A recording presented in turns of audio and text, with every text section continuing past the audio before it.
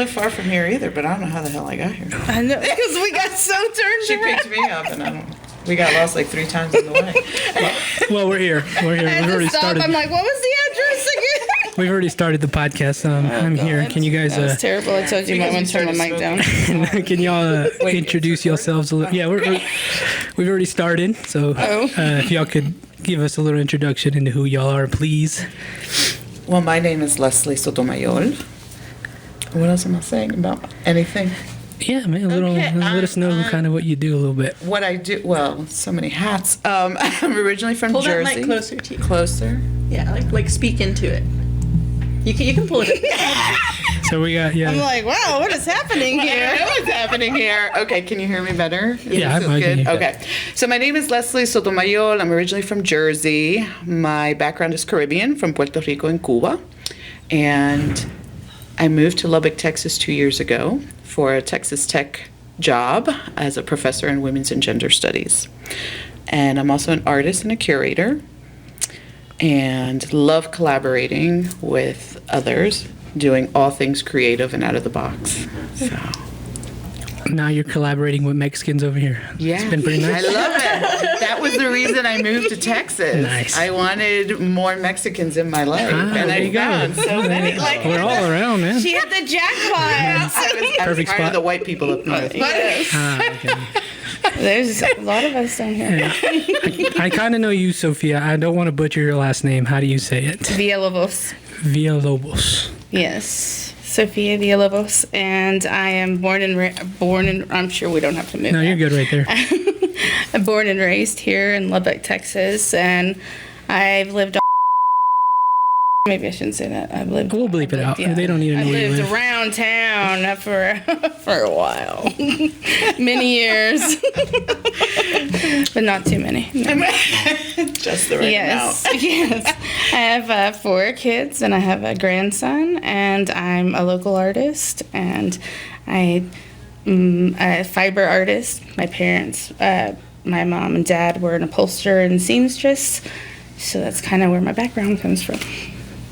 You're a fiber artist. Can you explain to me what that is a little bit? I like to use fabrics and thread, leather. Just how would I best describe that?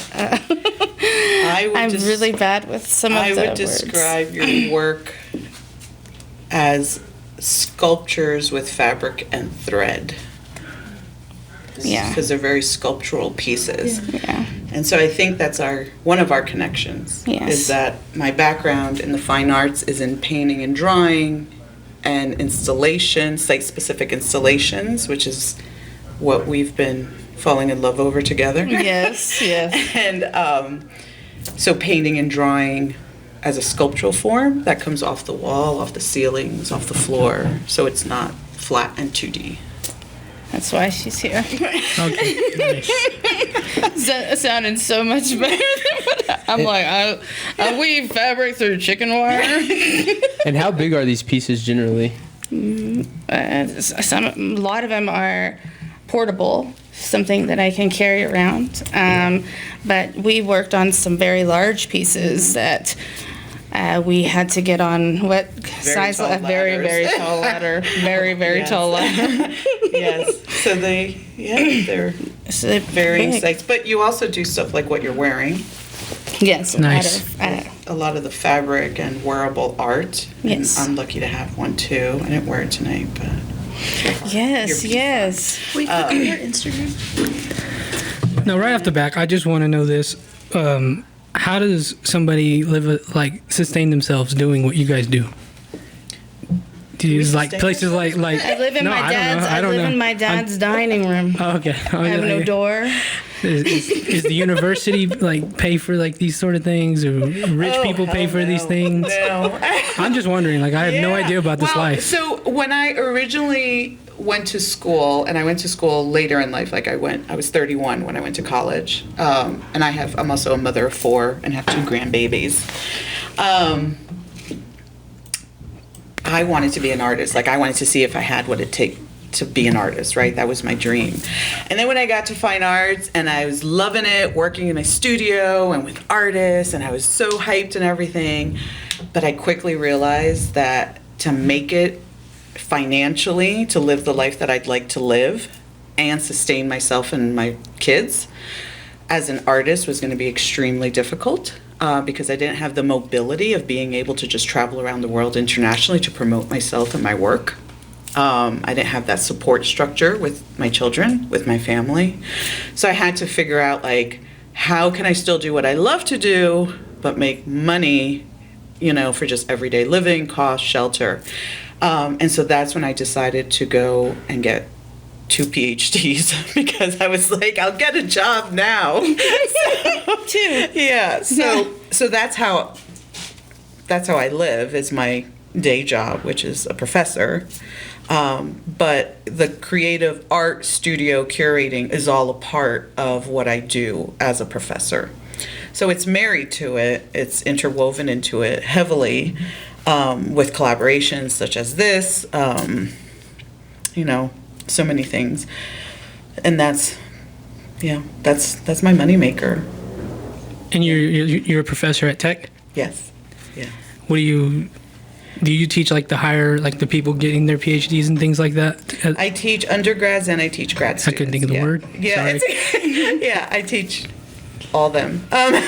And yeah, I teach Latina and Chicana feminisms. So I teach oftentimes our underrepresented stories and histories in the United States. I'm just fixated on this right now. Is there what is the difference in Latinas in the East Coast and Latinas here in Texas, like West Texas? Yeah. Like in the art, what's the difference? In the art? Yeah. Oh, the art is vastly different. Yeah. The art, as I have witnessed it and experienced it so far, in Texas here, it's vibrant is one of the words that comes to mind. Like, I feel like the work that's produced here has so much more connection to border with Mexico, this back and forth crossing that is physical, geographical, but also very emotional and psychological.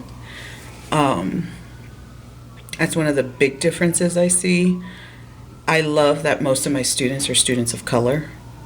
That is something I'm not used to, and that's one of the reasons why I took this job, because I wanted to teach my people. And so those are some of the differences that I see. And within the artist community, I think once I found a couple of artists and it's evolved, like, I feel like, okay, I found my people here, and that's felt really good, because that's really hard to do, especially, like, I've moved around a lot, and it's really hard to establish a community with like-minded people of color, artists of color. We're not usually in the forefront. We're usually underground and behind the scenes, and it feels like I have to be more intentional about seeking us out. Yeah. I heard about both of you guys through one of my very good friends, Emilio Garcia. Oh. Yeah. But it's just funny that you say that, because Emilio has that same intention and that same passion and, kind of with the both of you and stuff like that. And it's just really interesting that, it's like you're finding your community, and it's like, that's kind of how I was brought into this project and through this, it's just, and even with DeAndre too, and it's just really cool hearing you say cool. that. Yeah. Let's talk about this project. Budding Artist Project, right? That's what's going on. Yes. Take it away, April boss. 7th. Yes. April 7th, it's going to be the Earth Month. We're putting on an Earth Month fashion show, which will be more like a fashion story. Mm-hmm. We have multiple literally young artists that are so talented who have not had a platform to present their selves. So it's kind of, I happened to come across an opportunity to put on a fashion show at the Luca Ice House, And I thought, what a great, after the experience that we had in collaboration with people that I knew and people that I didn't know, it was very, I mean, it's profound, what you get from working with your people, you know, and really presenting yourself as passionate, you know. I mean, I am always so impressed with Professor Leslie Sotomayor's everything. I mean, because it's amazing. It's hard to do it. It's hard to go into school and to do those things as a mother, as a child. I mean, you know, I try to help with my father. I mean, I live with him. I don't know that I help him any more than, I mean, I know he helps me way more than I probably help him, but it's just so many things that we have to go through as women, as people of color, and for us to be able to say, look what we've done, not look at me, but look at what we are doing to reach other people. I mean, I have always loved learning and always a student, always wanting to be the best student. So it's also nice to have somebody with 2 PhDs be your friend and to be able to work with them because it is an experience. I mean, this life is just a blip, you know, in all of the universe, but we can have an impact on the people around us. And I think as we have children and as you have grandchildren, you really start to see how things have changed, and you're like, we can do some things to help each other. And I think that's the really cool thing about like collaboration and like finding community is like you are finding like-minded people that have passion over different mediums. You know what I mean? And so it's like with this project, like we're all gonna walk away with new friendships and with just having learned big things, whether it was like something technical with the craft or whether it was just kind of in how to present yourself and how to come back the next time, you know? Yes. And so it's just, to be a part of a project like this is really cool. You know what I mean? Even just to kind of see like last week at the house, you know, when everybody was like sewing and cutting and stuff like that. At Professor Leslie's house. Yes. Well, like it was just like there wasn't much I could do. Yes. There wasn't really much I could do except, you know, just kind of like make sure things were organized or whatever. But Any just models? I kind of did, yes. But like with just like watching it all happen, being a fly on the wall, like it was just insane to see creatives like pew pew pew and like just like the way that they would like hang it here and then hang it here and then like put a piece of fabric and like, you know, it's just so neat, you know. It's very inspiring, you know. It makes you want to push.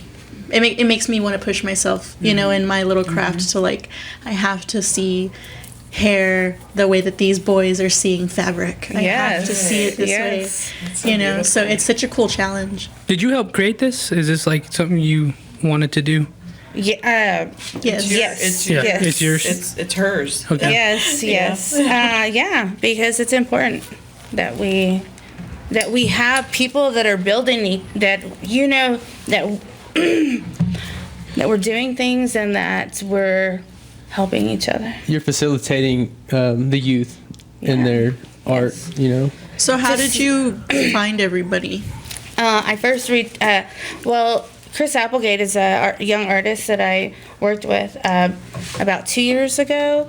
And so I kind of had wanted to get him involved pretty early on, but he was working on the set and other things with Rent with Wallace Theater, which was a production at Luca. And so I looked for some other people. I mean, literally, you know, looking on Instagram and seeing who's doing the work, who's making things, who suits up and shows up every day and posts content. That's how we pick guests. Yeah, and so it was really Chulo on DeAndre Rios. I reached out to him and Guap did him and said, "Hey, I'm Sophia, and I'm a fiber artist, and I think y'all's stuff is cool, and I have some stuff I'll give y'all." And it was like some overalls and things like that. But sometimes you don't have like sometimes we think, oh, I got to go to Michael's and buy supplies, or I need this before I can make this amazing artwork. So giving people the opportunity to look at other things, like old stuff, or just looking at things differently. And so, anyways, that's how I met Chulo Chulo Studios and Cade Conway with Hectic Media, and that's how Chulo's the one who brought you on board as far as heading the team. And it's crazy because Alicia Rios is somebody that I knew, and Emilio Garcia, and it's like, yeah, because we're all doing the work. Yeah. We're all the work. I mean, we're all working. I mean, there's so many people to name. And we'll have to make sure we name them all involved in the project. And we will make sure that everybody's named. But it's really important that we do something collaborative after the experience that we had. And something as simple as a picture that Emilio took of us, it was just so moving to see us in, like after we had worked on this project for months, and her and Professor Leslie's team had worked for Leslie. It's Professor so cool. Leslie. I mean, it's like, it's amazing. But her team was super, amazing. Courtney Tyler, who was like the organizer of things, and seeing how she worked and just knowing, gosh, there's amazing people who can do amazing things that I'm not necessarily good at. And I think that's something I learned from my dad too, who was an upholsterer in town for 40 some odd years. And that was to surround yourself with people who know what they're doing. Absolutely. Because we all bring something to the table. Yes, as opposed to just being like, oh, I'm gonna learn how to do it all because I can learn it all on YouTube, which you can. But it's amazing. I'm guilty of that one right there. Yeah. I mean, I think one of the big things that you also bring to the table that should be highlighted is that you are giving a voice to young artists at a very early stage in their life and careers that a lot of us don't necessarily get, that femtoring or mentoring, modeling, of how can this actually be taking place in real life, right? Like we see it on social media, but we're not, like, how does that translate into our everyday lives, right? And so you're affording that opportunity to these amazing artists to partake and be a part of that. Like, that's, not everyone gets those opportunities. Like, that's pretty amazing. Yeah. And like every single one of us behind the scenes is seeing how the organizing process is having to go, and how we're having to have like real accountability on each other, and we're all gonna walk away from it very like ready for the next one, ready, you know what I mean? And it's just, yeah. What are some of the Interesting. Because these are young artists, and this is their first time ever doing something like this. What are some of the challenges you've faced doing this for working with them? Gosh, I think me and my communication skills are not very too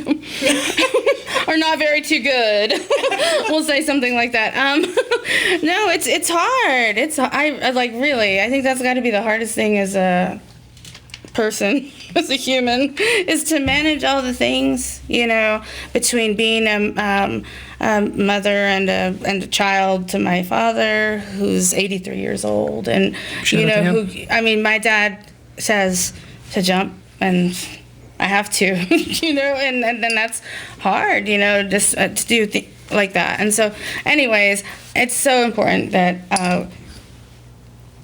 because there's a lot of mental health issues going on with a lot of the youth as well, and I think that's why I believe in giving some opportunities a little early on.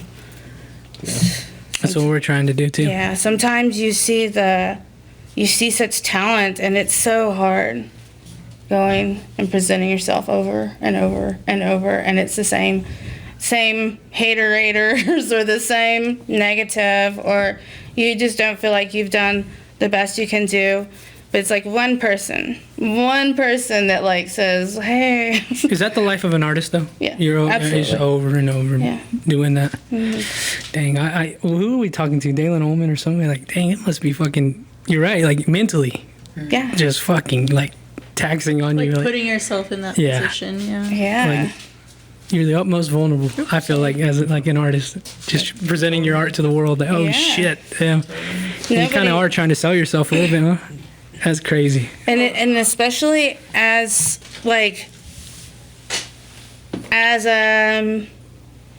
a female, as a woman of color, trying to navigate it so that we learn as we go, and that we are learning, like we are literally learning. How do we do this? How do we go and ask these people to give us a show? What do we need to be able to present that's gonna, show what our work is, and to build that and work. A lot of stuff we weren't taught ourselves, right? So Right. we're figuring it out and trying to figure out how to navigate it without having had really been led, right?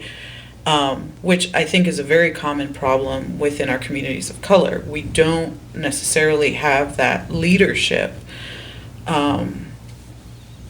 within our communities, so that it's hard for even us to envision what that could look like. You don't know what's possible. Exactly. Because nobody's done it yet. You don't know what you don't know, right? And so that's becomes really difficult, and especially within the arts world that tends to be male dominated. And then on top of that, you're a woman of color that people already have preconceived notions of what that means and how you're coming into a space, right?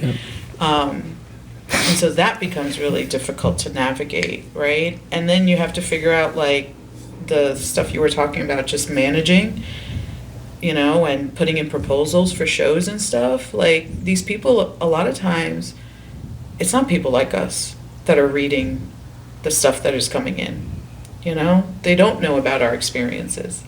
They don't know about our culture. They don't know about our languages, right? And so how do we sell it, right? Do we want to sell it to places like that, right? I'm more partisan, and I think, I don't want to speak on behalf of Sophia, but I notice it's a conversation we've had where we're like, we need to make art for ourselves and our people first, because that's what it's about. That's Yeah. what it's about. That's where our heart's at. The inspiration, just saying, look, here we are. We're making art. You don't have to know how broke we are. It is. I'm not trying to sell you on the starving artist. It is the truth, but it's something beautiful to see to see the whole because thing. we're valuing it not necessarily with a dollar sign. Right. We're valuing it for other reasons. Right. And you're breaking down barriers. Right. And that's what's inspiring. Yeah. Yeah. Yeah. It's beautiful. Yeah. We're saying like, hey, we're brown and we're important, and our stories matter. That's definitely our, what it is. Our stories do matter. Our histories matter. Our voices matter. Yeah. That's why I became a teacher, an educator. It's because I want every student to know that they don't need a fucking college degree to be somebody. Right. And it gets downplayed. People say that race doesn't matter, but as a young person growing up, you seek out people who look like you, who speak like you, who you can relate to. Will you do me a Plays a favor? big part. Will you look up Cat Voltage on Instagram? Cat Voltage. I'm glad you guys are saying this, by the way, because what he just said is kind of true to me. Cat with a K. I never really. What did it for me about like the race and like representation was the Mexican astronaut, the lady Mexican astronaut. And I saw some videos of these kids. God, I'm gonna fucking cry talking about it. But I know, that's what I was thinking about. Is that who you just fucking? Oh, That's Cat Voltage. damn! There you go. Look at that. Voltage was the first Mexican-born fuck. woman to travel to outer space. She's getting like a Barbie, and I didn't like fuck, dude. That's so cool. I didn't know we were talking about the same person. So fun. That's amazing. Yeah. It was insane though, and she was like going on her like tours, you know, whatever. I don't even want to cry. I'm gonna cry too because We're all gonna be crying. because I didn't know that. like, I didn't know that mattered. essentially, there was like a group of kids waiting to meet her, but they were all Mexican and dressed as like little astronauts. Yeah. That's the reason I became a professor. Because the first professor that I had was a Latina that came into the classroom, and I was dumbfounded. Yeah. I had never seen a Latina in that capacity. And I was like, who the fuck is that? Yeah. Like, I gotta know her. You know? Like, she became Yeah. my everything for those couple of years because I was so enamored by, she did it, I can do it. Yeah. You know? No, I took seeing those videos of those kids. I was like, oh, because that was all us. You know, I was like, motherfucker, these little fuckers are listening to us and shit, looking at our art. Oh, Like, God that's just damn it. so cool. Tell me that is With not her- fucking It really is cool. With her doll and everything. Like her telling her parents that video. Oh my Oh my gosh. god, she like uploaded a TikTok of like all the times that she like she recorded the times that she like told her mom she was going to space and her siblings and stuff, and like they were all like, and then they would just like sob. It was just so It's sweet. amazing. Yeah, she's just really interesting to read about. If you're listening, please come do the podcast one day. Hey, Kat. Yes, God, I we didn't want to know. come too. We'll come fangirl for sure. No, I Like didn't- that's yeah. I didn't know any of that mattered. I don't know. Maybe I was just narrow-minded and I was on the grind and didn't give a fuck. And then again, seeing this, I was like, oh shit, it does matter. I guess we do have a story. Maybe it is on a little bit of us to like keep that history alive of our people. Shout out to the Comanches. What are we, Comancherías? Shout out to them motherfuckers. And it's cool, man. It's cool when you hear these stories, though. I'm glad you're doing this. And well, so what exactly is going to happen during this show? Can you, or is that a secret for the day? Oh, it's very. Big reveal. I don't know. I don't know. No, it's a fashion show based on Earth Month. Earth Day is April 22nd, but Earth Month is the month of April. It's always been near and dear to my heart, and my dad being a upholsterer, it was like a natural thing, reusing things. Well, and in our art, we are very intentional about using, I want to say all or like 98% upcycle, sustainable. Yes. Like we're very intentional about not buying stuff because we can't afford it, but Again. but even if we could. We have a GoFundMe. I'm just kidding. We can make one We'll up. put the link in the bio. It's Yeah, expensive you to can be an plug it. artist and make work. Yeah. And so if we had to buy everything that we're God, it would be so we collect and salvage and upcycle everything and anything we can, and that's what we make our art with. Does collecting and finding these things make you see how wasteful people are?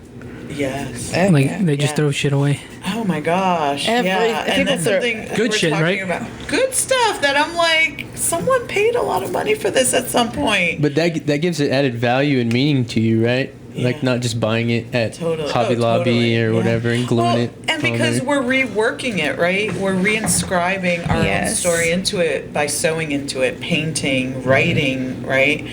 Talking about it as we're doing it, burning Yeah. it, whatever we're doing to it. And I think that speaks to, I feel like I'm talking a lot. No, it's fine. No, you're That's not. the point. That's the point of It is a podcast. Yeah, you're good. Oh, You have words Keep to it up. say. It's Talk more. amazing. We're good. Yeah. but I think that speaks to, in my experience, I've had to do a lot of intentional work to reframe my own histories from my ancestors and my own identity. From the fragments of my life and my parents' lives and everything they've sacrificed. And so taking these scraps that are discarded and turning them into something beautiful with art, I think for me speaks to that. It's symbolic. Absolutely. Yeah. You know, because my father has, you know, a 6th grade education. My mother has barely a 9th grade one. And they gave us, my brother and I, the best life that they knew how to give us.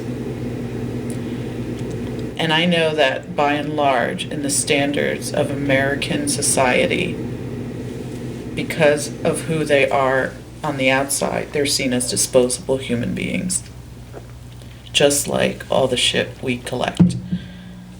And we turn it into something beautiful. Yeah. Wow. You know? Oh my God. Like we turn it into something beautiful. Yeah. I gotta keep smoking.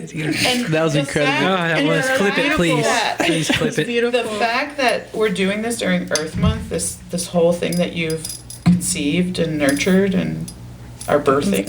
Right these now, you know? these budding What- artists just. But how much of that has to do with even our own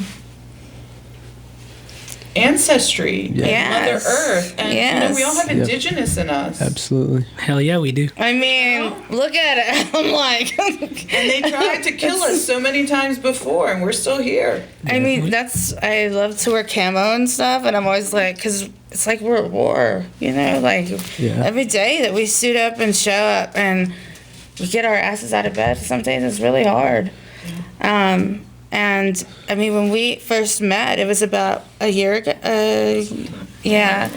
We met at a party, and it was really crazy because I was in a not so great place, and I know that somebody being even interested in who I was or my work was just, I was interested in your clothes. yeah, she just wanted my jeans. What are you wearing? Who made that?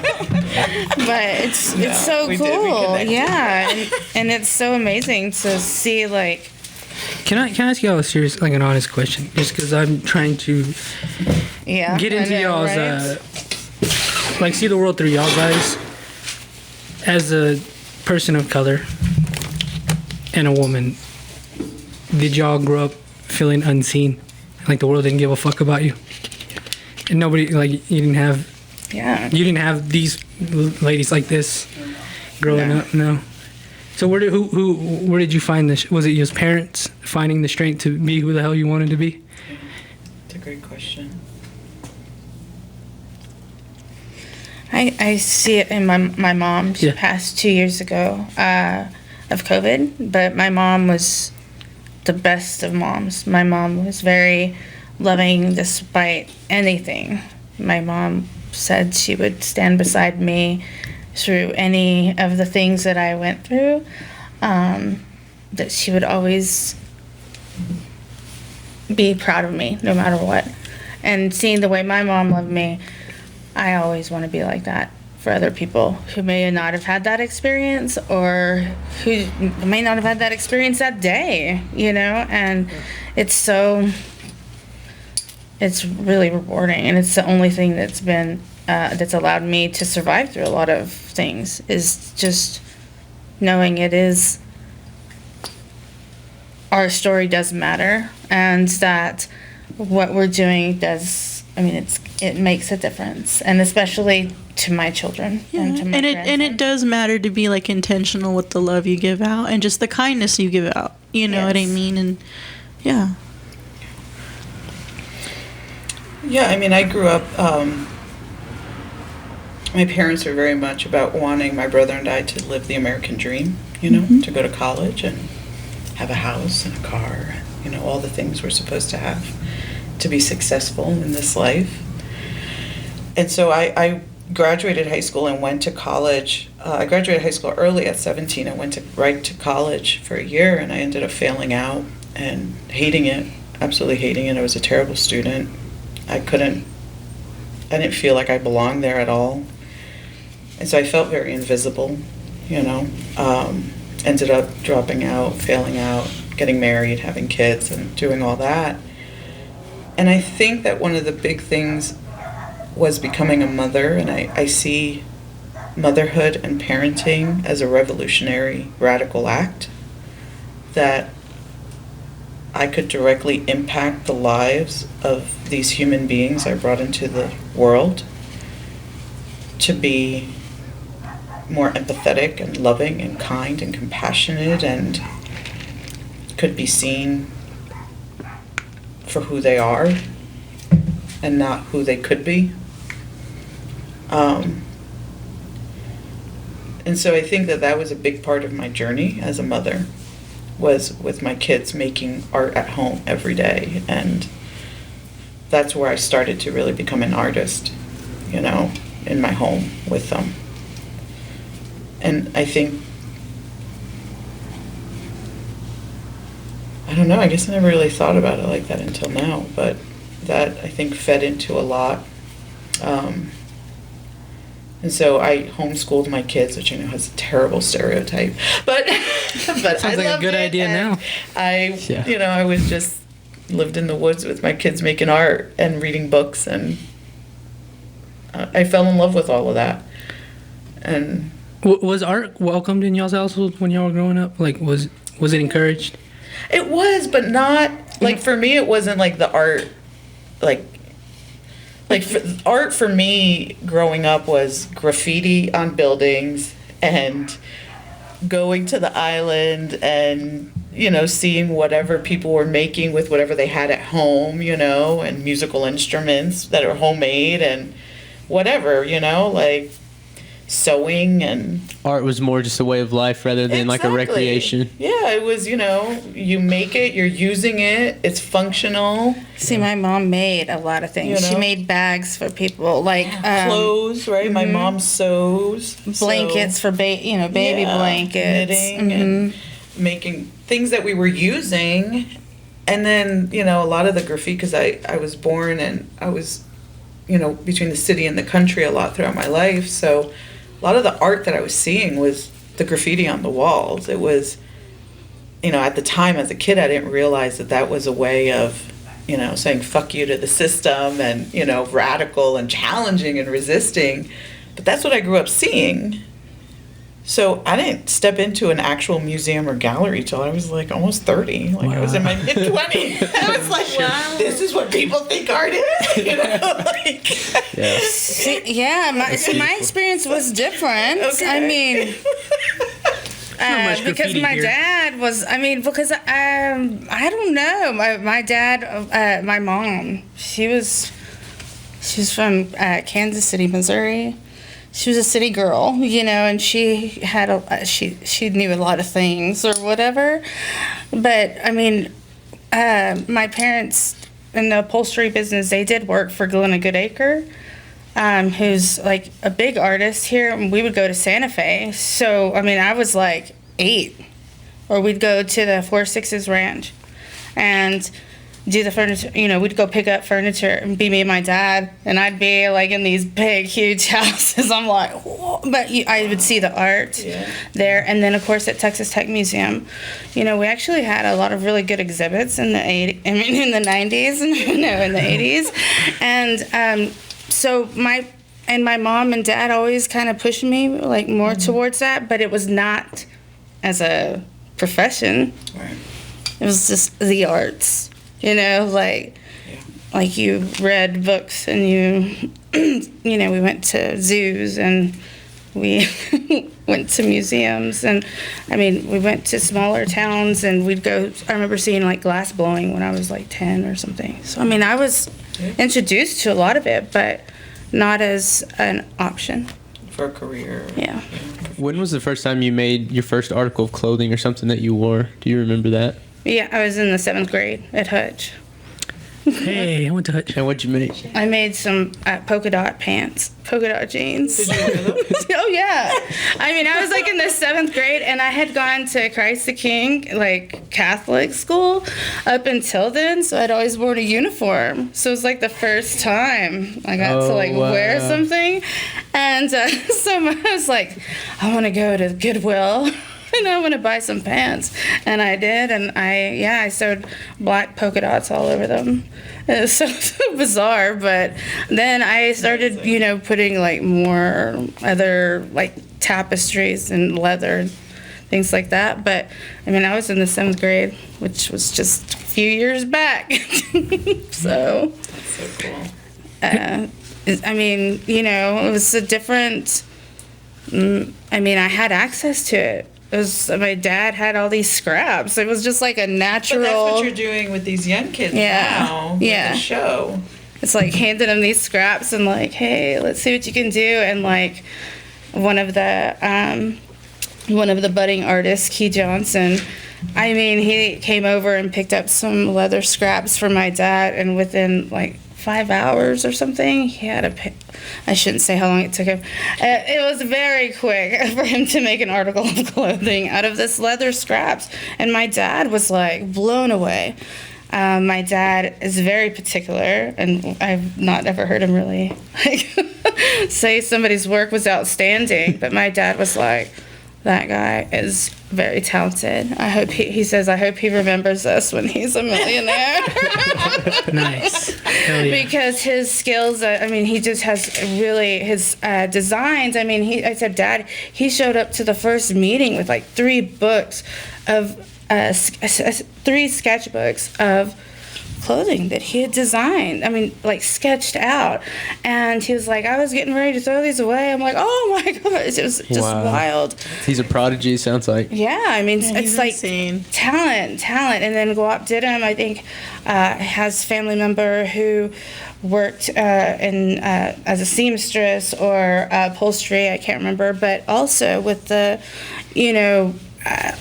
like our parents were artisans. My dad would make so many things. He'd make me toys or whatever out of nothing, and I remember there was times when I'd be embarrassed. I'm like, oh my God, you really want me to take that like wood flower to school? It's brown wood and it's a flower. It doesn't look like I was like a little brat, and now I'm like, gosh. I mean, but like our backyard, it's covered in flowers. My dad's made out of like old water bottles and 2-liter bottles and things, and but to look at it before, you look at it and you're just like, oh my gosh, it's like we're Sanford and Son over here. But it's really so beautiful. Like, I mean, it's like Miley Cyrus, I can buy myself flowers. My dad has made us flowers. Yeah. I just listened to that song today. It's so good. It's so good. Shout out to Yeah. If that's your thing, yeah, shout out to her. Do you feel like the first step towards becoming an artist is developing the appreciation for art? No, I don't. No. I don't think you even know what you're doing, right? No. Is it just in you? As far back as I can remember, I was drawing and painting, and my mom was buying me crayons and markers, and It's just And looking at your daughter, Sophia. she's the same way. That's How why- old is Sophia? She's 7 now, but I was actually recently going through pictures. She's my youngest. She's 7, and I was looking at pictures from when she was really little, and she was painting and drawing, and I was like, man, it's just a natural part of, you drink water, you paint. Mm-hmm. It's just something. It's like it's another language, and And it's something like I feel like it's something that I have to do. It's little extensions of yourself. Yeah. Like if I haven't done something in a couple of days, like I Oh, can yeah. feel it. Emotionally? Yeah. everybody can feel Physically, it. I can feel it. My energy is just off. I'm like, I haven't made space for I'm a little myself with this, Snappy. I get snappy. Because it's Short. a very, I mean, It's I angst. consider it as it's like a spiritual experience. It's a sacred experience, which is why I think, for me, I can't just share that with anyone, Mm-hmm. because it's like going into a church sanctuary, that reverence. Even if it's not your religion, but there's still that sense of this is important in some way. It's very subjective. Yeah. Yeah. And so, I wouldn't just, that's one of the things I really appreciate about our collaboration is that, because that can't just happen with anyone, because it's an intimate, vulnerable experience. Mm-hmm. And so I don't take that for granted. Yeah, I don't either. It was really, it was the most beautiful experience I've had in my life. And I've given birth to children and watched my grandson be born. It was something different. It was something from, like, deep within, you know. I like to quote the Richard Cabral. Do you know him? He's an actor, but he says we are the gatekeepers to the stories of our ancestors. And that's just always so powerful to me because that's exactly what it is. I mean, I found my grandmother, my great-grandmother's immigration papers where she became a citizen in 1968. And she signed her name and she put a heart over one of the letters. Aww. And I was like, that's so weird. Like, she was an old woman. She was born in 1890. And she had this, she put a heart on her. And I was like, wow, that's crazy. Like, you know what I'm saying? Like, it's inside of us. It's something that we do have to get out. Like, it's such a beautiful thing to share with our culture and embracing the other cultures. I think on our team we have a wide variety of people. A huge group of people. So Sophia is the main one organizing this whole fashion event. And then we have our fashion designers, which... Well, I'm not the main one organizing it. It's more like I'm here. And Jen and Chris Applegate are organizing all the things. Shout out to y'all. I'm just seeing it through. I'm just making sure. Shout out to those people who are organized. I'm like, put me in, coach. But They don't say y'all up there in the East Coast, do they? What? Y'all don't say y'all. No, but I love it. That's one of the things I'm taking with me. Yeah. I love it. It's all inclusive. I love it. It's great. So our fashion designers are Key Johnson, Guap Didum, Life's Legends, and Sophia. And then there will be a few collaboration pieces between all of those groups. And then we also have I would just call him just an artist of all mediums. He goes by No One, and he will also be like freestyling on these pieces. He does like a lot of graffiti work and stuff, and he'll have paintings, and we have like we just have a lot of creatives. Like, I'm overseeing hair and makeup, so I'm leading a hair and makeup team.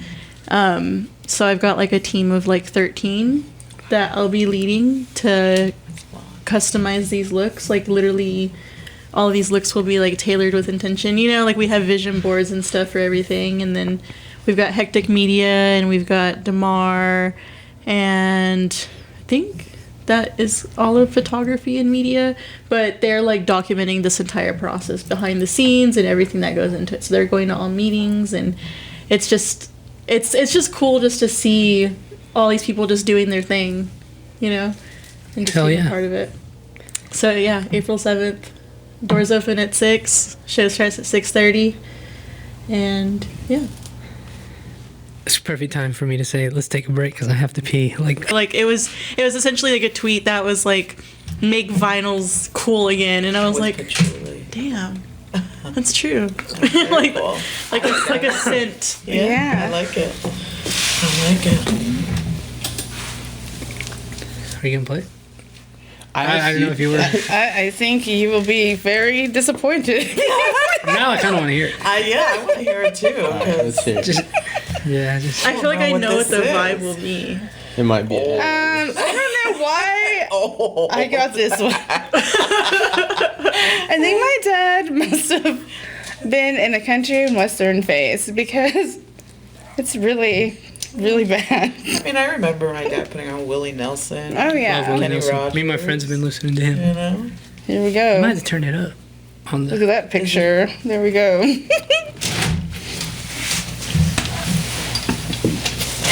on the, is it on there? Mm-hmm. On the laptop. Oh, Technical difficulties. Thank goodness. Oh no, it's not even like the. You gotta move the scroll up. There you go. No, the other one. The second one. There you go. I think it's that one. Yeah, and it's still buffering too. Fuck. Whatever. There's like a. Anyway, Anyways, Really. Maybe you can add that in. it'll load. It'll load. There it goes. if you don't want to hear it, it's on the headphone. Yeah. Oh yes. I bet if Bradley was here, he would just already be saying like random facts about this song. I feel like he would just know. Oh yeah, the Oak Ridge Boys. Yeah, they're and from he would here. try One of and them's from. Lubbock or One of them something. has a tie to Lubbock. Pretty sure I bought this at Ralph's Records. That's a cool place. That's a very cool place. I love that place here. Yes. It was a cool place. It's a pretty good song though. Oh yes. Low key. How much of an influence does music have on y'all's art? If does it? Oh, I think we play art every time we make. I mean, we That should have kept that one too. Yeah. we play music when we're making art, right? Yeah. Play art every time we make love. That too. I mean, We make love every time we make art. Typo negative, baby. Typo negative. make art. Deftones. Make For all you love, little not war. What about now? What do you guys listen to now? It's I know my kids are embarrassed by my playlist. So. I don't want That's to. why I asked. Miley that's why I Cyrus? asked. Is that what you're listening to? Well, No. I do like some of her stuff actually. But embarrass your kids right now. Oh, Tell us. What are you like listening to? Radiohead. There you go. Good. Oh, now I'm like, hold on. Do you Let me listen- pick the coolest song out of this. This might be a little fucked up of a question, but do you listen to Bad Bunny? Of course, I'm Puerto Rican. Of Yeah. course, I'm like that's like that's a why I right. asked. Every Boricua does. That's That's why- it's a requirement. That's why I asked. So reggaeton? Totally love reggaeton. Yeah. Yes. It's Do you like yeah. to dance? Do you, I feel love like you- to you like- dance. I I know. never ask. She's quite the dancer. feel like you I like am to not. dance. Yes. Again, my Love it, song love was it. Oak Ridge Boys. My favorite club here, and don't laugh if there's a cooler club because I don't know it, but my favorite club here is Lucky's. Lucky's, It's okay. fun. It's fun. Where's Lucky's? What? Is this what Where's Wild Lucky? West used to be, right? Yeah, I think so. They got the cumbia dance floor. It's like you don't see that up north nowhere. Yeah, Like, it's- Oh, we need to go one day. We'll go Saturday night. Okay, Saturday night. Don't come find us. But yeah. Don't have fun. Luckily, this isn't live, so Unless you meet these requirements. No, I'm just kidding. There's always And requirements. it's way too much, so we'll just stop that now. Yeah. No, there's this really awesome band. I can't pronounce their name though. You know what I listen Is it to? Sepultura? Meditation music. yeah. Oh yeah. Yeah. We have to calm this shit down And sometimes. Meditation music. I do want to give a shout out to the Crudas. The crudas? They're Cuban hip hop, rap, everything. They're amazing. I think they're Nice. finishing up right now at Berkeley, a residency, artist residency, but they're living in Austin, Texas. They've been in the States for Wow, a few that's so years. cool. They were one of the big pioneers in the underground female rap hip hop Oh, in nice. Cuba movement.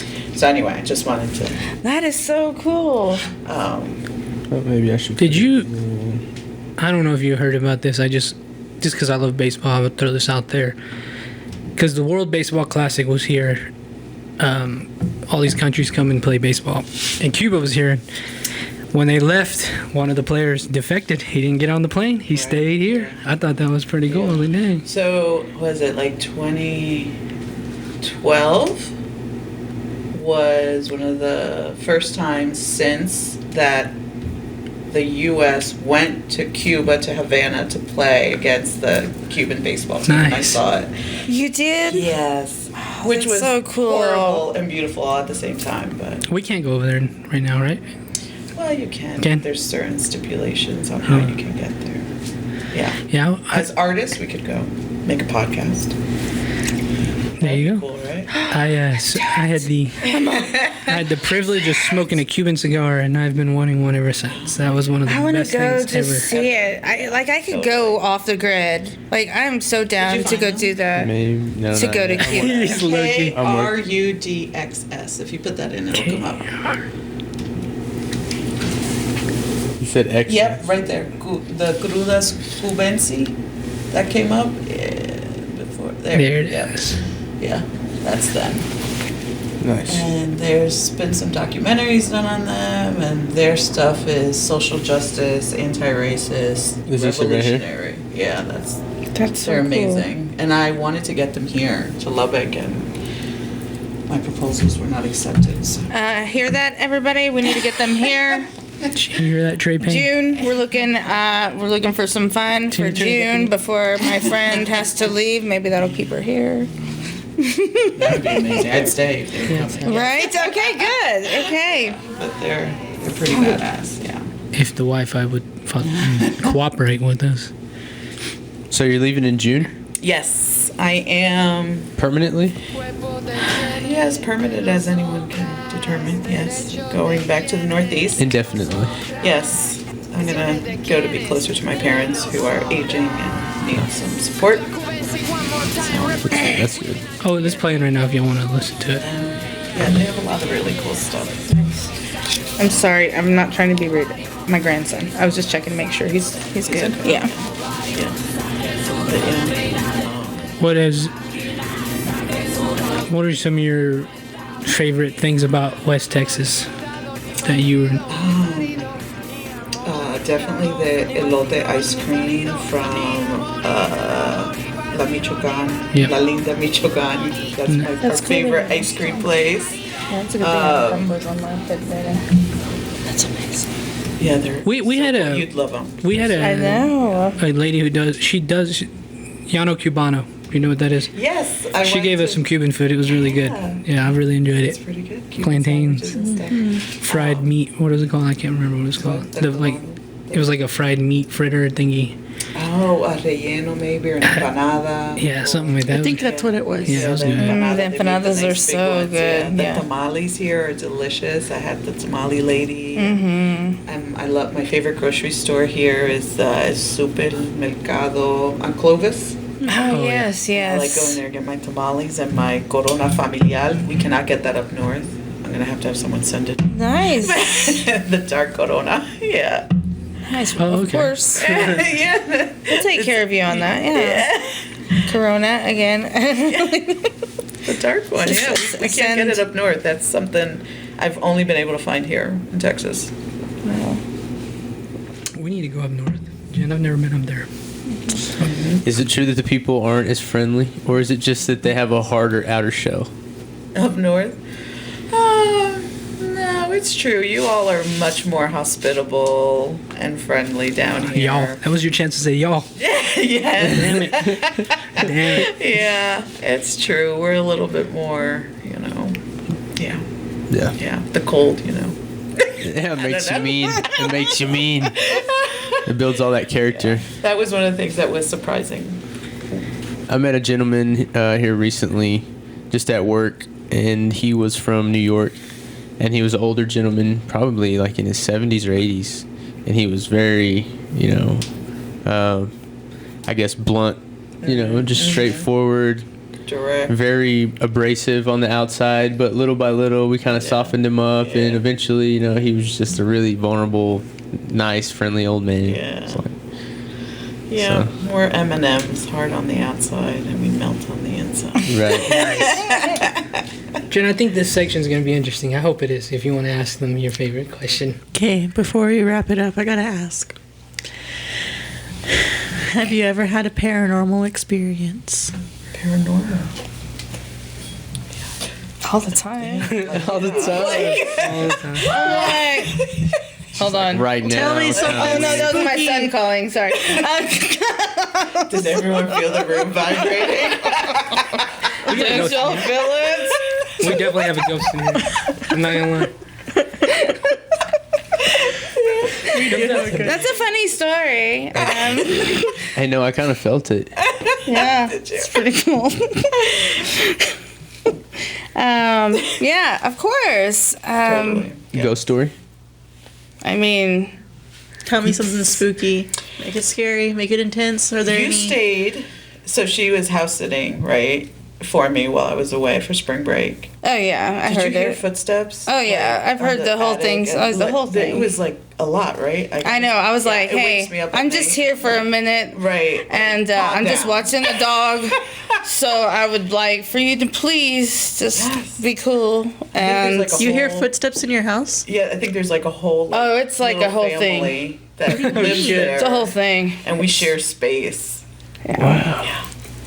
It was pretty There's wild. probably a homeless Like guy no, out like there. like literally like you I've hear heard music playing, like I don't know what those things are, like old record, but Wow. you know what I mean with the Yeah. crank. It's a very active. Yeah. It's very active. Paranormally active. really. Yeah. Yeah. But I thought like I didn't. This is funny because we hadn't talked about this before. No, we haven't seen each other. Yeah, since yeah. We got lost a minute ago. Yeah. That was the only time we visited. But yeah, I've totally have had several experiences. Yeah. Yeah. I mean, in the morning, I was like, okay, so I'm gonna get, and it was so I mean, it was crazy. Like with the I'm so perplexed. What? the I the had drape in coffee your there with bathroom, Oh yeah. like it would be open, like the The blinds. would Yeah. be opened in the morning, and the drape that had been hanging down was tied in a knot. Yeah. But then it would go hanging down at a different time. And it was not, I mean, Miles wasn't going. No, he doesn't It go was, that time. nobody, it was, Right. and Yeah. it was No, I've very, had and it different was very experiences. intentional, Yeah. like very, I've had different things like that where I'm like, who did that? yeah. Like it wasn't me, and there's no one else here. And where And is I'm this? like, hey, Miles, My house. was, that yeah. I'm living in right now. That I stayed in. Yeah. But yeah, I mean, I think my whole life I've. You're sensitive to it a little bit. Me too. It's the brujas in us. Yes. She's like, I don't know if I want to work with them anymore. Do you ever No, do you ever dab in Santeria? no, I don't. I'm scared. Not in that sense. I mean, I sage and I mean, I believe it. Yeah, I mean, Right, but not actively. but I'm not participating in actively any- participating in it. But Yeah. but I've been exposed to it, and like when my trips to Cuba, I've been a lot Yeah, that's what I was like asking. Yoruba for spirituality and stuff like that. Yeah, and one of the classes that I got to create and teach here at Texas Tech is about brujas and witches and black magic, which is very fun. Wow. Remember Shelby Poor that you met that was working Yeah. on the Denim Day project? She took the class and she was telling me it was like life changing to her. Really? Yeah. Cool. Was that a So full if you were at class? my house, you probably saw it. And if you went out in the backyard, I have an altar back there. Or maybe you saw it and didn't realize what it was. But That's yeah. what it was. Yeah. Okay. Yeah. I feel a lot of it I just loved gets it. I love all the. Yeah. it gets lost in the spooky kind of, I guess, I don't know. It's like, to me, witchcraft originally was about showing reverence and honor to Earth and the things that Earth supplied you with, and, you know, for medicine and things like that. And then you got the Hollywood version of Right. witchcraft, which is like darkness and evil. Yeah. Well, and I think the anglicizing of, like, I grew up being very aware that we had our curanderas, right? Our healers in our communities, the people you call on when anything was wrong or amiss. And I think that has been demonized, right, by white supremacy, right? Calling it witchcraft in a very negative connotation, right? And we were A lot of I it's would agree. Christianity. A lot of it's Christianity. I would agree with you Exactly. until Right. we had somebody on this podcast who was, I guess, cursed. He showed us that these headless cats were showing up in his yard. This fucking lady was like, fuck, like her, I guess her. Well, that's black magic. Yeah, there's black No, magic that's what I'm and there's saying. white That's why I magic. have like a very like about it because I seen that shit. I was like, oh fuck, dude, what You the hell? respect it. It was like the Yeah. worst of it. I was like, it was like literally. Did you see the pictures? Like don't cat. wanna It was see cat's it. heads Yeah. all over like his See yard. stuff like that. I don't even want to see it. I was like, I'm a big chicken. But I do chicken bird. believe it Yeah. exists. Oh Yeah. yeah, Yes, he's totally. told Oh, us yeah. some fucked up shit, and I was like, oh yeah, that's probably why that lady was doing some things against nature, man. I was like, whoa, Right. whoa. But it's fun to talk about. I like getting spooked. I'm telling you, there's a ghost in this fucking garage. We've all experienced it. I don't know. Something, man. I don't know. I have one final question before we get you out of here. What is art?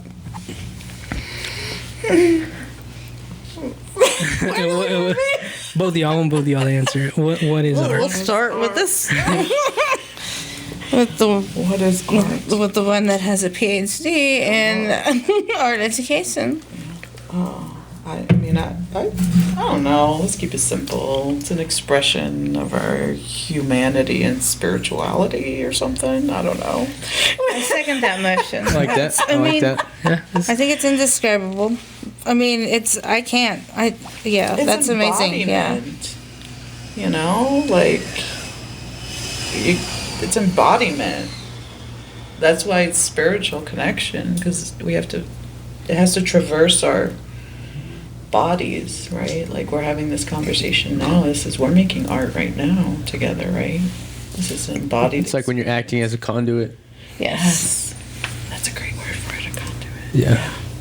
Totally. You're the tool that's being used to express this beautiful, immense thing that nobody can understand. You're just kind of connecting with the oneness of it all and Totally.